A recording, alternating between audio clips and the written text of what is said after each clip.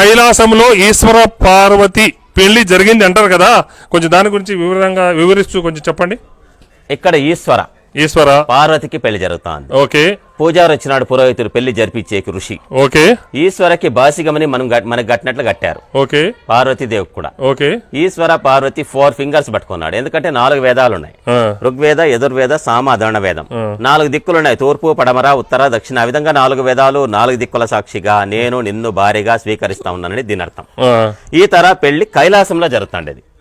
ఈ పెళ్లి చూసేకి అప్పుడు అక్కడికి ఎవరెవరు వెళ్లారు. ఇప్పుడు మన ఇళ్లలో పెళ్లిళ్ళు అయితే చుట్టాలు వస్తారు, ఫ్రెండ్స్ వస్తారు, ఊర్లో జనాలు వస్తారు. ఆ రోజుల్లో ఈశ్వర పెళ్లికి దేవతలు వచ్చినారు, ఋషులు వచ్చినారు. మీకు వాస్తు గురించి ఏమన్నా ఐడియా ఉంటే అష్టదిక్పాలకులు కూడా ఈ పెళ్లికి అటెండ్ అయినారు. వాళ్ళంతా కళ్యాణ మండపంలో అడుగుతున్నారు. ఈశ్వర పార్వతి కళ్యాణ మండపం ఇది. మీరు నిలబడుకోండి, అటుకు పోని. ఇప్పుడు చెప్పండి. వీళ్ళంతా పెళ్లికి వచ్చిన విఐపీస్. దీంట్లో వాస్తు కూడా ఉంటది. చెప్పండి. తూర్పు ఈ పక్కన, ఉత్తరం ఈ పక్కన, నార్త్ ఈస్ట్ కార్నర్ ఈశాన్య మూల. ఈశాన్యంలో ఈశ్వరుడే నంది వాహనం మీద కళ్యాణ మండపంలోకి ఎంటర్ అయినాడు. వచ్చినాక ఈశ్వరునికి అలంకారం చేస్తే పెళ్లి కొడుకుగా ఇలా ఉంటాడు. అలంకారం అంతా అయిపోయింది. అల్లుని కాళ్ళు గడదామని పార్వతి తల్లి మైనాదేవి పూలు తీసుకొని వచ్చింది. పార్వతి తండ్రి వచ్చినాడు హిమవంతుడు, చెంబులో నీళ్లు తీసుకొని అల్లుని కాళ్ళు గడదామని వచ్చినాడు.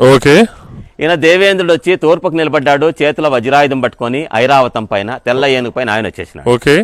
ఆయన అగ్నిదేవుడు సౌత్ ఈస్ట్, అది అగ్నిమూల. అగ్నికి 2 తలలు ఉండేది. అగ్ని గొర్రె వాహనం పైన వచ్చినాడు. గొర్రె కింద కనబడుతుంది. యమధర్మరాజు దక్షిణానికి నిలబడ్డాడు, ఎనుపోత వాహనం పైన. ఆయన కూడా ఈ పెళ్లికి అటెండ్ అయ్యాడు. బఫెలో ఇదే కదా, ఇదే యముడికి అదే కదా వాహనం.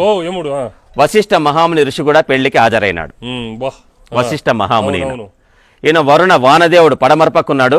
క్రోకడైల్ మొసలి వాహనం పైన ఈయన కూడా వచ్చేసినాడు. ఋషి ఆయన. ఈయన వరుణుడు వానదేవుడు దీనిపైన వచ్చేసాడు, మొసలి పైన.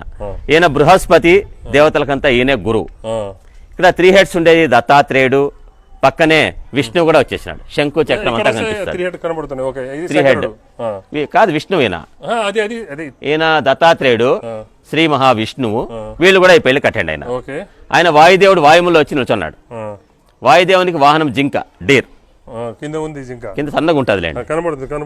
ఈయన కుబేరుడు ధనాధిపతి.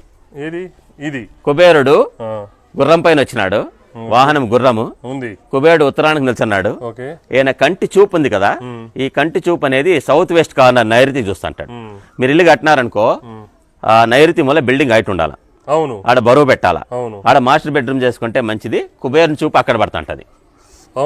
బీర్వాల్ కూడా ఆడ పెట్టుకోవాలి, అది మంచిది అనమాట. ఈయనే ఋషి విశ్వామిత్ర. విశ్వామిత్రుడు ఇక్కడ ఉన్నాడు కదా, వశిష్ఠుడు ఆడున్నాడు. ఆపోజిట్ కదా వీళ్ళు, డెడ్ ఆపోజిట్. అందుకనే వశిష్ఠ విశ్వామిత్ర ఎదురుబదులు ఉంటారు, పక్కన ఉంటారు. పెళ్లిలో కూడా అట్లాగే కూర్చున్నారు. ఈ టెక్నాలజీ అంటే అప్పుడు ఉన్నటువంటి వేదాల్ని రంగరించి ఇవన్నీ నిజంగా చెక్కడం అంటే ఈ విధంగా జరిగింది ఈశ్వర పెళ్లి కైలాసంలో. అది మనకి చూపెట్టారు శిల్పులు. కొండ ఇది బండాల మీద చెక్కేసి చూపించేశారు, పిల్లల మీద చెక్కి చూపెట్టేశారు. అడిగిరండి. ఓకే.